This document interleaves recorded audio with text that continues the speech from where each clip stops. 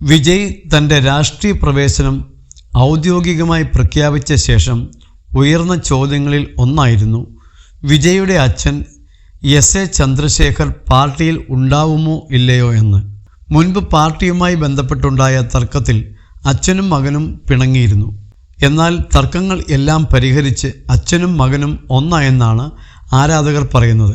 ഇതിന് തെളിവായി കഴിഞ്ഞ ദിവസം അച്ഛനും അമ്മയ്ക്കുമൊപ്പം വിജയ് നിൽക്കുന്ന ചിത്രം പുറത്തു വരികയും ചെയ്തു.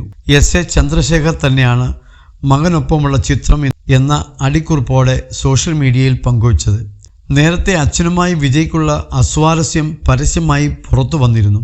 വിജയുടെ അനുവാദമില്ലാതെ രാഷ്ട്രീയ പാർട്ടി രൂപീകരിക്കാനുള്ള എസ്.എ. ചന്ദ്രശേഖരന്റെ നീക്കമായിരുന്നു വിവാദമായത്.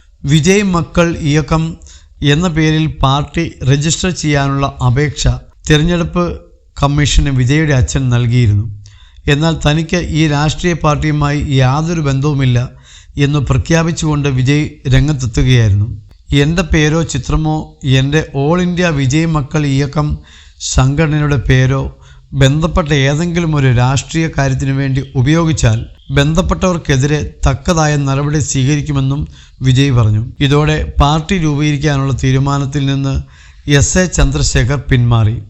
സംഘടനയിൽ എസ്.എ. ചന്ദ്രശേഖരനെ അനുകൂലിച്ച് പാർട്ടി രൂപീകരണത്തിന് പിന്തുണച്ചിരുന്ന ചില പ്രവർത്തകരെ സംഘടനയിൽ നിന്ന് പുറത്താക്കുകയും ചെയ്തിരുന്നു. ഇതിനു പിന്നാലെ അച്ഛനും മകനും തമ്മിൽ സംസാരിക്കാറില്ലെന്ന് ചില മാധ്യമങ്ങൾ റിപ്പോർട്ട് ചെയ്തിരുന്നു. ഈ അഭ്യൂഹങ്ങൾക്കാണ് പുതിയ കുടുംബ ചിത്രം അറുതി വരുത്തിയിരിക്കുന്നത്. അതേസമയം വിജയ് നായകനാവുന്ന പുതിയ ചിത്രം അണിയറയിൽ ഒരുങ്ങുകയാണ്. വെങ്കട്ട് പ്രഭു സംവിധാനം ചെയ്യുന്ന സയൻസ് ഫിക്ഷൻ ഫാന്റസി ചിത്രമായ the greatest of all time എന്ന ചിത്രമാണ് പുതുതായി എത്തുന്നത്.